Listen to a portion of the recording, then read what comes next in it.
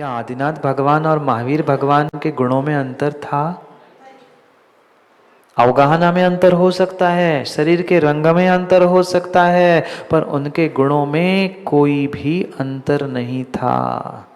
और उनके क्या, आज तक जितने तीर्थंकर हुए, आज तक जितने सिद्ध हुए, आज तक जितने परमात्मा हुए, किसी प्रकार से किन्हीं के भी गुणों में कोई अंतर नहीं था। ज्ञानियों, अंतर तुमने किए हैं, अंतर आपने किए हैं। ये मेरा है, ये तेरा है, ये अपना है, ये पराया है, ये काले है, ये गोरे है,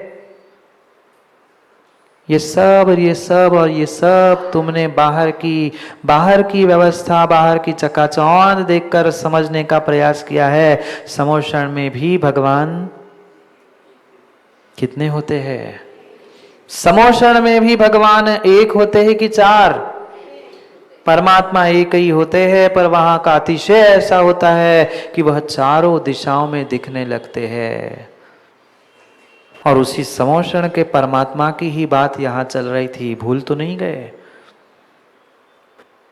मंगलाचरण में अमृता सीति ग्रंथ के आचार्य योगेंद्र देव महाराज उन आर्यहंतों को ही समझा रहे हैं कि वह एक परमात्मा चारों दिशाओं में दिख रहा है, चारों दिशाओं में दिख रहा है। ये मात्र और मात्र उस स्थान का अतिशय है। भगवान एक ही थे।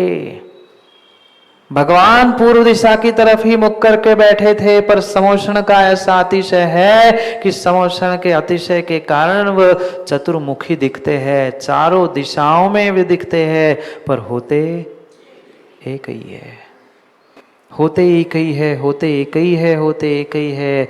ज्ञानियों, अवगाहना चाहे छोटी बड़ी क्यों ना हो, महावीर भगवान की अवगाहना भले ही 7 हाथ की हो, पर यह कह के मत कह देना कि महावीर स्वामी छोटे हो गए। 24वें होने से वे कम नहीं थे। 24वें होने से, उनकी अवगाहना छोटी होने से, उनका वर्ण अलग होने से जरूरी नहीं है कि वह पूर्व तीर्थंकरों से और पूर्व अनंत 24 के तीर्थंकरों से अलग थे। आपको जैसे दिख रहे हैं वैसे आप उनको पुकारो, वैसा उसका नाम लो। जो चिन्ह वहां बनाए हैं वो ऐसा ही अर्घ्य चढ़ाओ, पर निर्णय ये करो कि हम अर्घ्य तो अलग अलग नाम से चढ़ा रहे हैं, पर भगवान और भगवान के गुण जो थे, जैसे थे वैसे ही है। उसमें अंतर ना था, ना है, ना होगा। जब भगवान के गुणों में अंतर नहीं है, सभी भगवान के गुण एक से है, सभी भगवान के गुण एक से है, तो क्या ज्ञानियों सभी इंसान के गुण एक से नहीं हो सकते? हो तो बहुत कुछ सकता है महाराज जी, पर क्या करें हम, जानते हुए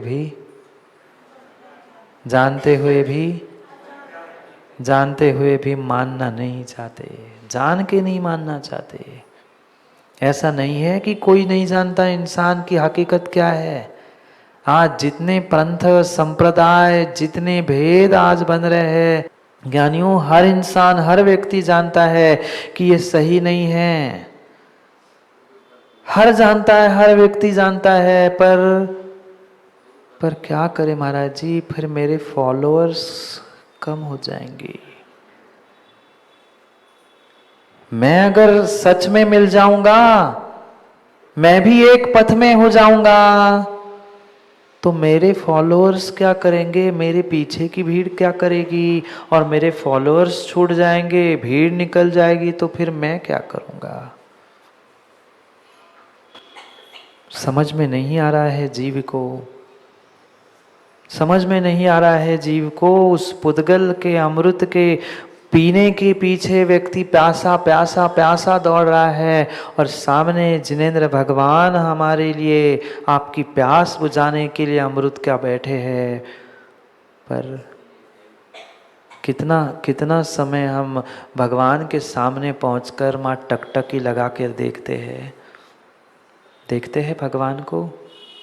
आधा मिनट, 1 मिनट भी हमारी आंखें एकटक नहीं देख पाती, और कोई आ रहा है जा रहा है तो बिल्कुल पूरा बाहर जाने तक, हाँ पूरे ऐसे वहां से जाते भगवान छूट गए, वो क्या कर रहे, कहाँ जा रहे, पूरे दरवाजे के बाहर जाने तक चले गए। अब फिर भगवान की शुरू हो गई। वहां तो हम टकटकी लगा के एक टक उस व्यक्ति को देख रहे हैं जिससे कोई हमारा मतलब है। कोई नया आता है मंदिर में, कोई नया आता है तो तुरंत खोजते, अच्छा ये आ गया। अरे तुम नई दृष्टि लेकर भगवान को रोज नया नया देखो ना। पर ये दृष्टि, ये सोच हम आज तक जीवन में ला ही नहीं पाए। बहुत सारे इंसान तो यही कहते हैं, महाराज वही भगवान, वही काले आदिनाथ भगवान, वही सफेद वो, वही वेदी, वही भगवान। किसको देखे, क्या देखे? वही माँ बाप होने पर भी, और माँ बाप की छोड़ दो, वही गेहूं, वही चावल, वही दाल होती है कि माँ रोज नहीं लाते हो? बोलो ना, रोज नहीं लाते हो? नहीं, भले ही कुछ दिन बाद भी नहीं लाते हो ना, पर वही लाते हो जो कल खाया था। बासमती पसंद आया तो वही आता है, और चार मीनार आया तो नहीं। मैं नहीं जाता बाजार में, पर पता है पुराने ब्रांड, आजकल के नहीं पता। उन्हीं द्रव्यों में, उन्हीं सामग्रियों में, उन्हीं भोजन की सामग्रियों, नया नया नया नया कुछ बनाते हो कि नहीं माँ? सुबह की रोटी शाम को नहीं चलती, नहीं चलती, नहीं चलती, नहीं चलती। सुबह कुछ बनाया है, सुबह कुछ बनाया है, सुबह कुछ बनाया है, सुबह चपाती रोटी रोटली बनवली, संध्याकाळी दशमी पाहिजे, भाकरी पाहिजे, कुछ नया चाहिए। फिर हमें भी तो अपने जीवन के लिए कुछ नया अमृत, कुछ नया तरीका, अपने आप को, अपने जीवन को संभालने के लिए खोजना पड़ेगा कि नहीं? कौन ला के देगा? भगवान वहाँ बैठे हैं, भगवान वहाँ वेदी पे बैठे हैं, भगवान वहाँ सिद्धालय में बैठे हैं, भगवान कहीं समोषण में भी बैठे हैं। पर उस समोषण में बैठे हुए भगवान, सिद्धालय में बैठे हुए भगवान हमें अमृत के रूप में मिले ना मिले, पर क्या मंदिर में बैठे हुए भगवान अमृत तुल्य नहीं है? हमें तो चेतन दूसरा अमृत तुल्य याद आ जाता है। रोड पे होंगे बहुत सारे, वे अमृत तुल्य याद है, पर हमें ये अमृत तुल्य नहीं दिखते हैं। काय झालं वकील साहब? अमृत तुल्य, वो तो अमृत तुल्य नहीं बता रहे, दिखते तो है, रोड पर कितने सारे मिलते हैं, पर जो वास्तव में अमृत तुल्य थे, जो सही में अमृत थे, उस अमृत की कीमत आज नहीं है। अमृत की कदर इंसान को नहीं है। और पक्का मानना, जब तक इस अमृत को आप पालोगे नहीं, तब तक आपका जीवन संभलने वाला नहीं है। घर के एक एक इंसान को, घर के एक एक इंसान को, घर के एक एक इंसान को पाल लेना। और आजकल इंसान कम और तिरियन ज्यादा, कुत्ते और बिल्ली और कछुआ, और अब रहने दो, आगे का नहीं कह रहे हैं, ना कहे तो अच्छा है। उन कुत्तों को तो सुबह सुबह साखल पकड़ कर ले जाएंगे, किसके लिए? किसके लिए? उस कुत्ते की तो शरीर की शुद्धि के लिए तो ले जा रहे हैं, पर मुनि संघ आया है उनके साथ।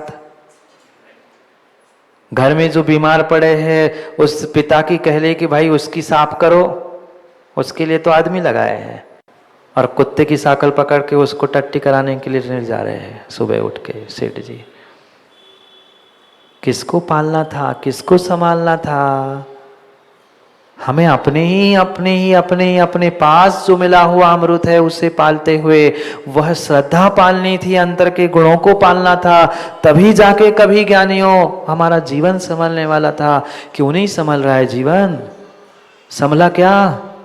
बचपन गया, बचपन गया, बुढ़ापा गया, आधी लकड़ी क्या, आधी हड्डी अभी शमशान में पहुंच गई, पर फिर भी अभी तक जीवन, फिर भी अपने आप के मन को हम नहीं संभाल पाए। क्यों? क्योंकि मिले हुए अमृत की हमें कीमत नहीं है। मिले हुए अमृत की कीमत नहीं है, मिले हुए अमृत की कीमत नहीं है, मिले हुए अमृत की कीमत नहीं है। यह अमृत ही हमारे लिए आदर्श है। कौन? ये बैठे हुए परमात्मा ही हमारे लिए आदर्श है। पर हम आज तक उन्हें कभी आदर्श मानकर, कभी हमारे लिए अमृत मानकर हम उनके पास पहुंचे ही नहीं। हम पता नहीं किन किन को आदर्श बना चुके। हमें इनके जैसा बनना है, हमें उनके जैसा बनना है, मैं उनके जैसा बनूं, इनके जैसे इतने पैसे कमा लूं। जिसको जिसमें इंटरेस्ट है वो उनको आदर्श, उनको आइडल बना के चल रहा है। सबके अपने अपने आइडल है। किसी का हीरो, किसी का एक्टर, किसी का कुछ, किसी का कुछ, किसी का व्यापारी, किसी को कुछ। पर कभी परमात्मा को हमने आइडल, आदर्श बनाया? आज जितने पढ़ने वाले, जितने नौकरी करने वाले, चाहे बच्चे हो, युवा हो, किसी से भी पूछ लेना तुम्हें आगे जाके क्या बनना है। कोई पायलट कहता है, कोई इंजीनियर, कोई डॉक्टर, कोई कुछ, कोई कुछ। कोई ये नहीं कहता कि मुझे मुनिराज और भगवान बनना है। और धोखे से कह देना पीछे से मम्मी पैंट खींच दिए, अभी पढ़ लिख तो ले, फिर बाद में देखते हैं, बाद में देखेंगे। कैसी विडंबना है। जो सही में इंसानों के आदर्श थे, इंसानों के लिए, मनुष्य के लिए अमृत थे, उसकी तो कदर नहीं है। वहाँ तो हम पहुंचकर उनसे कुछ ग्रहण नहीं कर पा रहे हैं। और दुनिया के किसी व्यक्ति को, किसी प्लेयर को, किसी एक्टर को, किसी इंसान को आदर्श, आइडल बना के क्या करोगे? क्या करोगे? क्या करोगे? उनकी नकल ही कर पाओगे, उनकी नकल ही कर पाओगे। पर ध्यान रखना, नकल भी माता तभी काम में आती है जब व्यक्ति की स्वयं की अकल और स्वयं का पुण्य साथ देता है। अकल भी चाहिए और पुण्य भी चाहिए। दूसरों से रेसिपी लिखवा के भोजन बना ला, बनेगा अच्छा? बोलो ना। आजकल कमी नहीं है मोबाइल पे रेसिपियों की। पहले तो पुस्तकें आती थी, आज तो पुस्तकों का ज़माना नहीं है। खोलो, जिसकी चाहिए रेसिपी मिल जाए। पर ज़रूरी नहीं है पुस्तकों में पढ़कर आप भोजन अच्छा बना पाओ। बनाने वाले का पुण्य भी चाहिए, अकल भी चाहिए, शकल भी चाहिए। आज हमारे पास कुछ नहीं है, कुछ नहीं है। क्यों परमात्मा की शक्ल, क्यों परमात्मा की मूर्त, क्यों परमात्मा की वह प्रतिमा को देखने का पुनः पुनः उपदेश दिया जाता है? कारण को हमने आज तक समझने का प्रयास ही नहीं किया। नहीं है हमारे पास साक्षात तीर्थंकर भगवान, अरिहंत, केवली, समोषण नहीं है, कोई बात नहीं है। पर क्या उनकी ही प्रतिनिधि के रूप में, उनकी ही आकृति के रूप में हमें मंदिरों में जिनेंद्र भगवान, अरिहंत प्रभु नहीं मिलते? मिलते हैं, मिलते हैं, मिलते हैं। जिनके साक्षात केवल ज्ञान के प्रकाश से पूरा विश्व, पूरा ब्रह्मांड आलोकित हो चुका है। हम उनके इतने पास पहुंचकर भी अपने आप को अमृत नहीं कर पा रहे, अपने जीवन को अमृत नहीं कर पा रहे हैं। अमृत तो छोड़ो, जीवन को संभाल पाए क्या? बोलो ना, जीवन संभाल पाया क्या? क्या कमी है बाहर के साधनों की? कहीं से कहीं तक कोई कमी नहीं है। सब प्रकार के भौतिक सुख है, बेटा, बहू, गाड़ी, घोड़े, पैसे, खाना पीना, कपड़े लत्ते, सब।